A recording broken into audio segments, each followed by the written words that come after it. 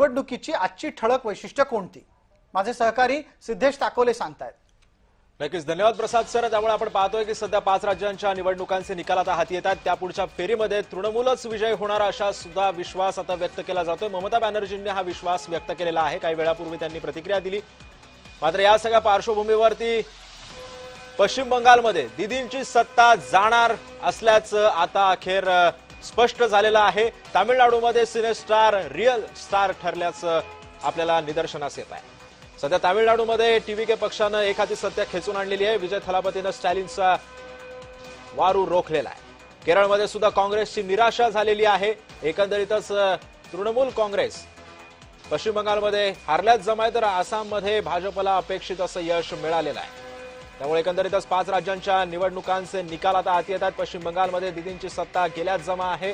भाजपला सुद्धा 100च्या पुढे आकडा गाठलेला आहे। तामिळनाडूमध्ये सिनेस्टार थलापती विजय हा अखेर नायक ठरलेला आहे। विजय थलापतीनं स्टॅलिनचा वारू रोखलेला आहे।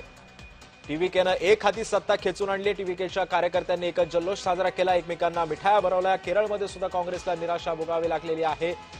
एकंदरीतच दिल्लीच्या भाजपच्या मुख्यालयामध्ये दिवाळी साजरी केली। कार्यकर्त्यांनी एकमेकांना मिठाया भरवल्या, झालमुरी सुद्धा भरवलेली होती। मात्र भाजपचे नेते आणि पदाधिकाऱ्यांनी सुद्धा एकच जल्लोष सुद्धा केलेला होता। तर पुण्यामध्ये भाजपच्या विजयाचा जल्लोष करणार नाहीये, भाजप विजयाचा जल्लोष करणार नाहीये, कारण पुण्यातील स्थानिक भाजपच्या नेत्यांनी हा निर्णय घेतलेला आहे।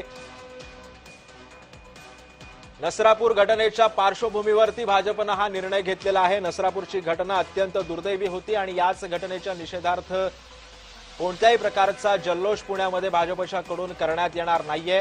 पुण्यातील स्थानिक भाजपच्या नेत्यांनी हा निर्णय घेतल्याचं पाहायला मिळतंय।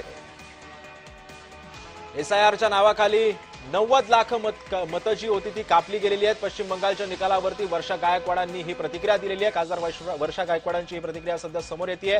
अधिकाऱ्यांमार्फत दबाव निर्माण केला जातोय असं सुद्धा गायकवाड म्हणाल्यात। पाहूयात नेमकं वर्षा गायकवाड